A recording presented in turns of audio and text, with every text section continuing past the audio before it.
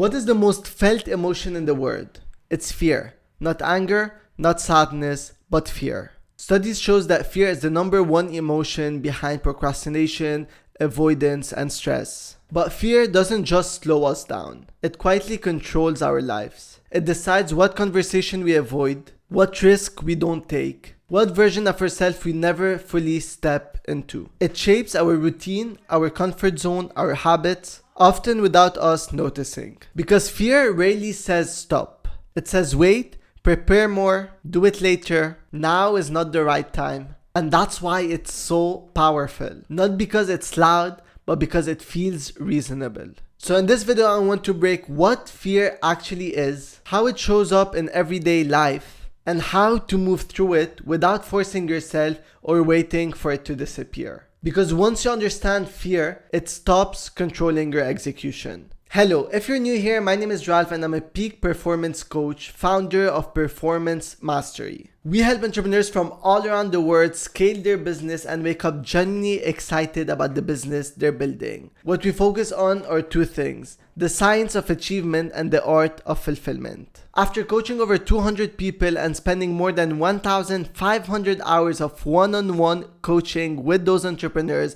I realized something clear. Fear is what holds all of us with no expectation to reach our full potential. Not lack of talent, not lack of discipline, but fear. Fear is not a weakness. Fear is a biological response. It's your nervous system reacting to uncertainty, not danger. If you realize, fear always shows up in something that feels unfamiliar to you. Something new, something that challenges your identity, your comfort zone, or how you see yourself. And the important thing to understand is this: your body doesn't know the difference between real danger and perceived risk. So whether you're about to speak up, raise your prices, post something online, the system always reacts the same. Your heart rate increases, your thoughts start racing, not because you're really unsafe, but because you're leaving the familiar. And here's the key part most people miss. Your mind's number one rule is survival. And in the familiar, you have a higher chance of survival. So fear isn't actually trying to stop you grow. It's trying simply to keep you alive using old rules. Let me give you a simple example. What I call the almost action moment. So you knew exactly what to do. You sit, you start working on your laptop. The tasks were very clear and simple, and suddenly you start preparing, researching, tweaking, planning, and at the end of the day you feel tired, but you still didn't do what you sat down for. And most people think that they're lazy, but actually it's not that they're lazy, it's just that fear is kicking in. So before you try to overcome fear, you need to see it clearly, because fear only has its power when it stays vague.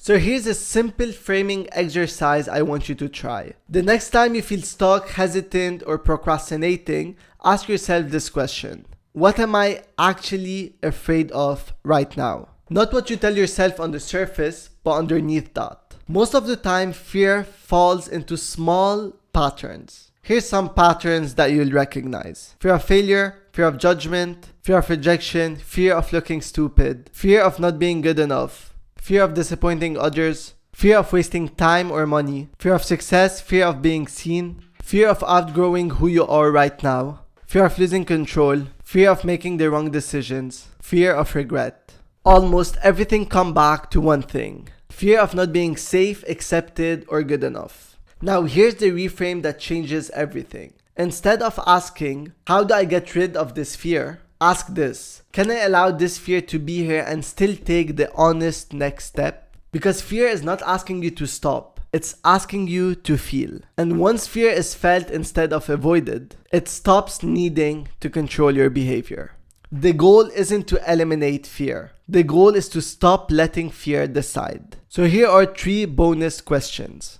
What is the impact of fear in my life? How would my life look like if I knew how to move forward with fear instead of letting it stopping me? And where and how does fear show up in different aspects of my life? Thank you so much for watching. If you made it until the end of this video and you feel that this video is valuable, all I ask you to do, and it would mean the world to me, is just to like and subscribe so this video can be sent to more people that need to hear what you heard. Thank you again, and I'll see you in the next one.